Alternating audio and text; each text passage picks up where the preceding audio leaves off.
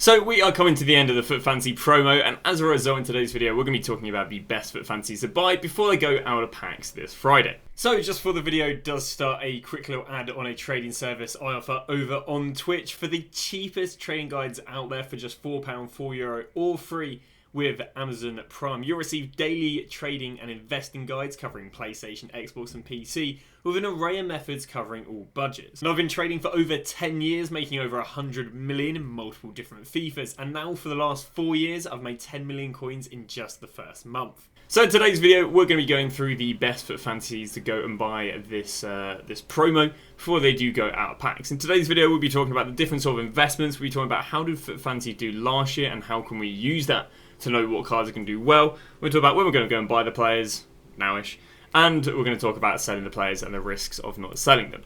So first off, we're going to talk a little bit about how did the cards do last year. Here are the Foot Fancy heroes we got last year. How did the Foot Fancy heroes go, you may ask? Well, let me just go and scroll in a little bit more.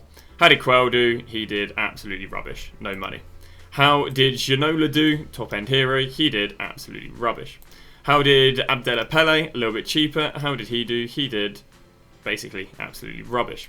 Then we go on something cheap. Peter Crouch. How did Crouch do? Crouch did absolutely rubbish. And I can basically go and grab any of these guys, and how did they do? They did absolutely rubbish. Now, why did these guys do absolutely rubbish? It's because the upgrades just aren't very appetizing. You know, you're having to wait absolutely ages for your players to play. I think he might have been okay because I think, I mean, barely. It was still a rubbish rise. But why do these guys do rubbish? Again, the upgrades around heroes just aren't very interesting. You get a +4 on a promo card, you get +2 on a hero. You have to basically wait 4 games for half the upgrades. It's boring, no one really cares about it. As a result, we indeed do not care about this year's Foot Fancy heroes. So first off, we're not going to touch the heroes. They're not very interesting. No thank you. So, as a result, you may ask, how did the Foot Fancy cards do last year? Well, we'll start off by looking at the expensive players because it's quite an interesting trend. Start off here with someone like Saliba. Saliba actually did really well out of packs. He did 1.1 million to 1.4 million. We then moved to Llorente. How did Llorente do out of packs? Llorente did 1.4 million to 1.6 million. In terms of percentages, not amazing. Sanchez, relatively cheap player. How did he do? He did 500k up to 700k, which is decent. And then I can grab someone who I know did very well, is the likes of Isaac. Now, for these players to do well, they had to have favourable matchups. I don't believe any of these players did well with not getting goals, not getting assists, not getting wins. But there you go, there's Isaac doing very well. So the Foot Fancy base cards did very, very well. Now, this video isn't going to be me basically giving betting tips and, you know, going, oh, well, Liverpool are likely to get 5 goals. This is literally, you're going to go and buy them today, you're going to go and sell them this weekend. It's all about pre-hype, basically.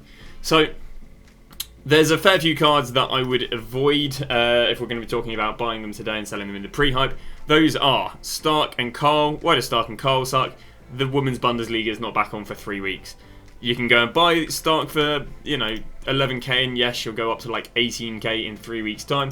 But you could go and buy an 86 this Friday and sell it this Sunday for probably 4 or 5k more if you really wanted to go for that sort of profit. Or if you want to go for that sort of investment. So, first off, Bundesliga women are out of the picture. Kuhn is injured, Kaloglu's injured, and Grat Grealish is a bit so they're out of the picture.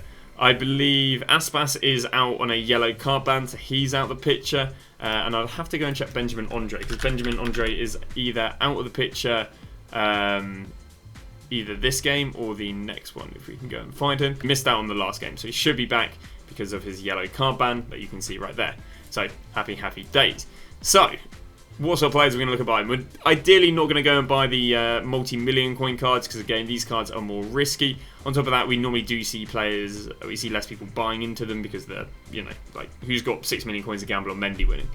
So, we're not going to buy Griezmann, we're not going to buy Kelly, we're not going to buy De Ligt, we're not going to buy Marquinhos, and we're not going to go and buy Mendy. This basically leaves us down to Molina, Politano, Lacazette, Andre, Madri, and Aspas. Oh no, sorry, and that's it.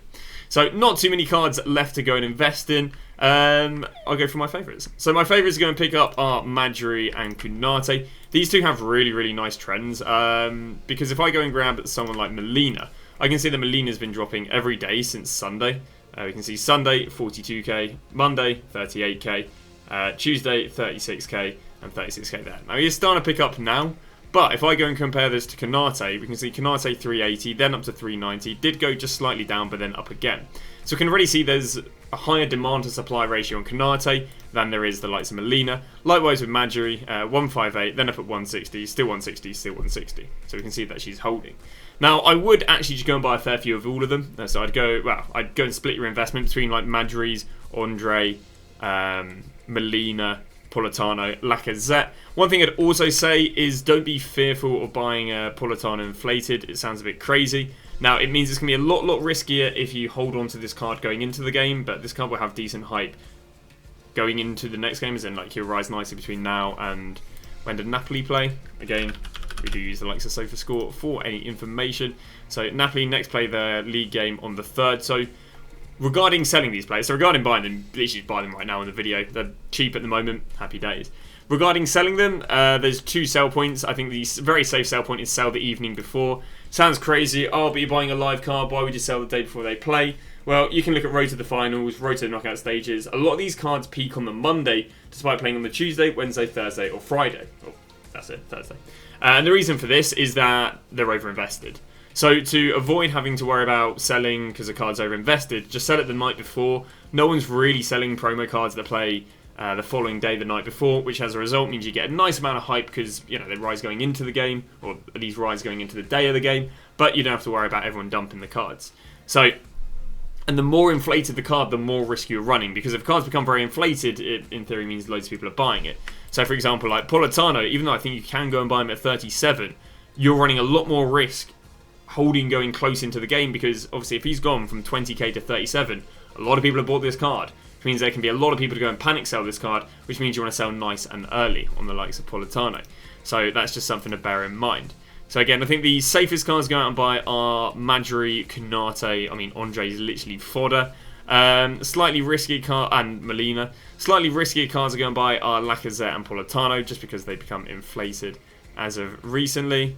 And yeah, that is generally about it. It's as easy as that. Now, one of the reasons I also like selling on the weekend is because tomorrow we're going to be going into 86s. So, or not tomorrow, sorry, over the weekend we'll be going into 86s because they do really well for Icon SBCs. Again, we'll cover that in a different video, but this is just a video regarding buying FUT Fantasies. So again, try and diversify your investment. Nice safe investments is Madjuri, Andre, Konate and Molina. But if you want to go and play a little bit more risky, because again, generally not the end of the world, you can go and buy Lacazette and Politano. Sell the night before if you really want to risk it. Sell 2-3 hours before kickoff. But again, like Road to the Finals, Road to the Knockout Stages, sometimes these cards are more expensive a few days pre their game, or one day before the game, in my opinion, than they are going into hour by hour to the kickoff. But that's it. Thanks for watching. See you guys tomorrow with a video about investing in fodder.